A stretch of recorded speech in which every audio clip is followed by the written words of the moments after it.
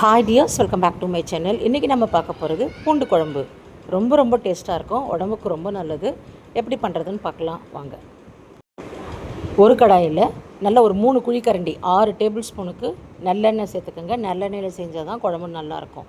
இதில் வெந்தயம், சீரகம், அதுக்கப்புறம் காஞ்ச மிளகாய் தாளிச்சிட்டு நான் பூண்டு சேர்த்துக்கிறேன். எவ்வளோ பூண்டு வேணாலும் சேர்த்துக்கலாம். நான் 200 கிராம் எடுத்திருக்கேன். நீங்கள் எவ்வளோ பூண்டு போட்டு செஞ்சாலும் வேஸ்ட் ஆகாமல் நல்லா டேஸ்ட்டாக இருக்கிறதுனால எல்லோரும் சாப்பிட்ருவாங்க. நான் 200 கிராம் பூண்டு, அதுக்கப்புறம் கருவேப்பிலை சேர்த்து நல்லா வதக்கியிருக்கேன். அதுக்கப்புறமா நம்ம சின்ன வெங்காயம் சேர்த்துக்கலாம். சின்ன வெங்காயமும் நான் 200 கிராம் எடுத்திருக்கேன். இது அவ்வளோ டேஸ்ட்டாக இருக்கும் குழம்புக்கு.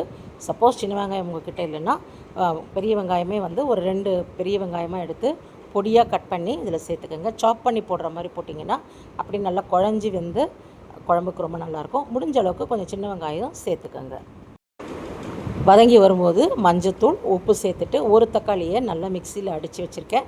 அதை சேர்த்துட்டு நல்லா வதக்கிக்குவோம். அதுக்கப்புறம் காஷ்மீரி மிளகாய்த்தூள் 1 ஸ்பூன், காரத்துக்கு ஏற்ற மாதிரி நீங்கள் குழம்பு மிளகாய்த்தூள் சேர்த்துக்கோங்க. நான் கொஞ்சம் காரம் கம்மியாக தான் சேர்த்துருக்கேன். நார்மலாக நான் ரொம்ப காரமாக செய்வேன், பட் ரொம்ப கம்மியாக சேர்த்துருக்கேன். உங்களுக்கு தகுந்த மாதிரி நீங்கள் காரம் சேர்த்துக்கோங்க. சேர்த்துட்டு அந்த பச்சை வாசனை போகிற மாதிரி நல்லா வதக்கணும். வதக்கிட்டு புளி தண்ணி நான் ஒரு கிளாஸ், முக்கால் கிளாஸ் கிட்ட சேர்த்துருக்கேன். அதுக்கப்புறம் தண்ணி சேர்த்துருக்கேன். தண்ணி உங்களுக்கு குழம்பு எவ்வளோ தேவையான அளவுக்கு சேர்த்துக்கோங்க. இது நல்லா சுண்டி வரும்போது தான் குழம்பு அவ்வளோ டேஸ்ட்டாக இருக்கும். அவ்வளோதான், சூப்பரான பூண்டு குழம்பு ரெடி. இந்த மாதிரி ஒரு வாட்டி ட்ரை பண்ணி பாருங்கள். Take care dears, keep smiling, பாய்.